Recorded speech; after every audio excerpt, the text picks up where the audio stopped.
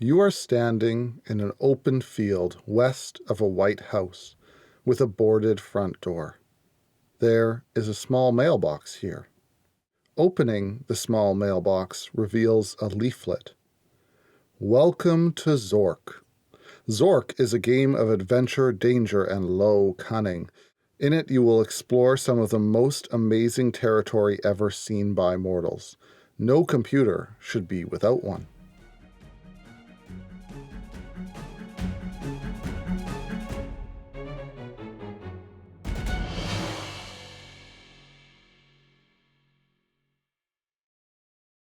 This is Zork.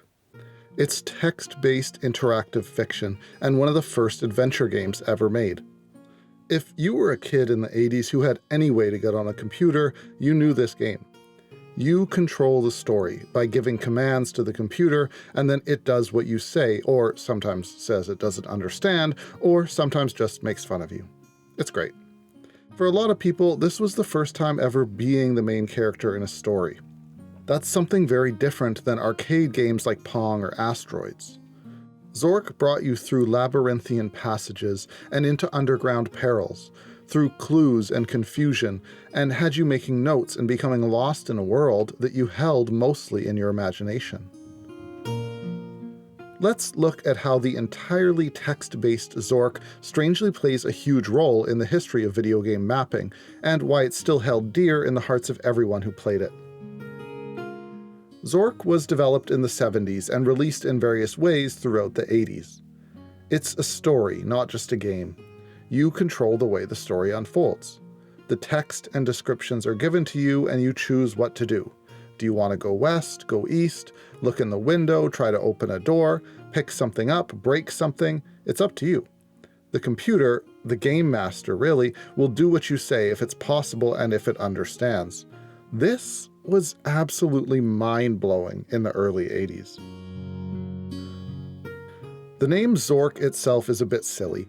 It was actually just a catch-all goofy name that a bunch of guys at MIT who designed the game gave to any program that was in development and had no other working title.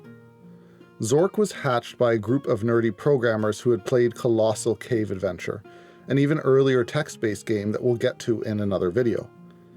They wanted to make their own, bigger, more complicated version of that game. So they made the commands more human and intuitive, made the game world bigger, and the puzzles more complex. The Zork guys wanted to have a game master too, something like in Dungeons & Dragons. Someone who guided, limited, and sort of poked fun at you throughout. The computer, the story, has a personality in Zork. This game, along with Colossal Cave Adventure, was hugely influential on the RPG and adventure game genre, introducing things like exploration, picking up and using items, and solving puzzles to progress. Zelda, for instance, is definitely a descendant of this kind of game. Now, about the mapping part of all of this.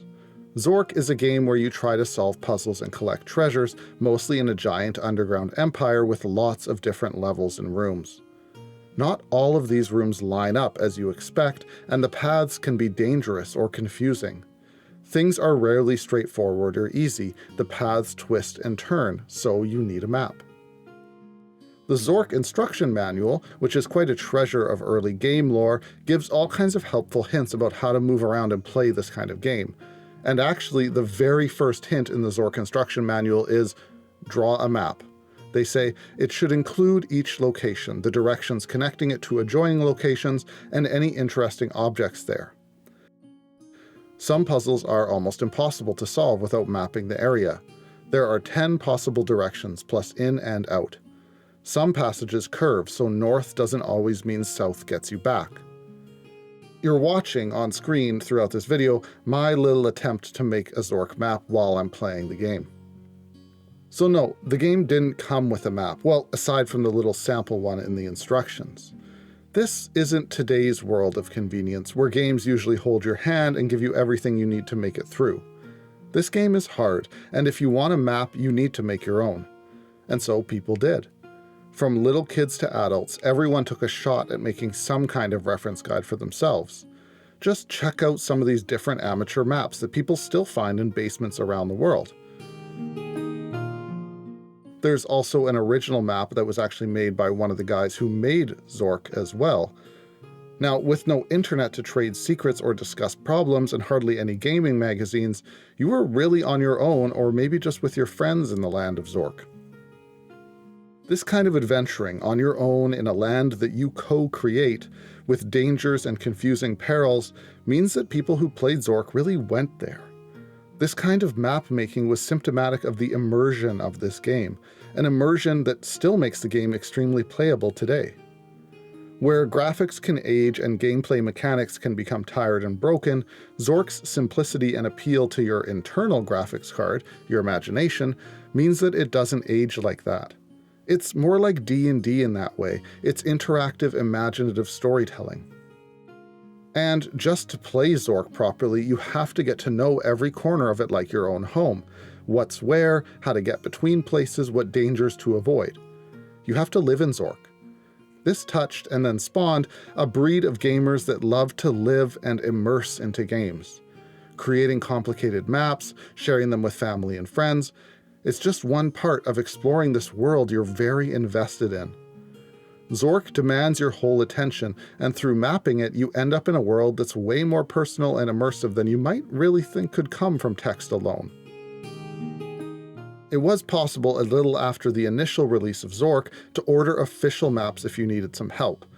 People realized there was a bit of an industry to be made from giving hints and official maps, and so these were sold by some different people, including Infocom, the original developers. And lots of these maps and guides are really cool, as you can see here. So I guess you weren't totally on your own, but you definitely tried it out on your own before you got anything mailed to you and you had to pay for it. In terms of video game history, Zork has been important in a few ways. It exploded the adventure genre and was the foundation for Infocom, a gaming giant in the 80s. It also proved that there's a real demand for immersive games of adventure, not just for pinball and physics games. The complexity of the world and the idea of exploring it also deeply influenced games that we all know and love, like Zelda, King's Quest, Dark Souls, or World of Warcraft, all these games where the world is big, complicated, wonderful, and full of treasures and puzzles. So we owe a lot to Zork. The Zork maps, thousands of them, drawn by hand all over the world, gathering dust in basements now, are a tribute to the complexity and depth of these games, and to the fact that people really spent time in Zork. Those who played as kids remember this place, and even if you never solved the game, you always remember living there for a little while. And you can still visit. The game is very playable even today. So now, decades on, the mysteries of Zork and its maps endure for anyone who dares venture into the great underground empire. If you want to play Zork, you can download it in a few places. You might have to use DocsBox to run it, or another similar program, but give it a shot. I'll put some links in the description so you can figure out how to run it on your own machine. Oh, and make sure you have a pencil and a paper handy. Good luck.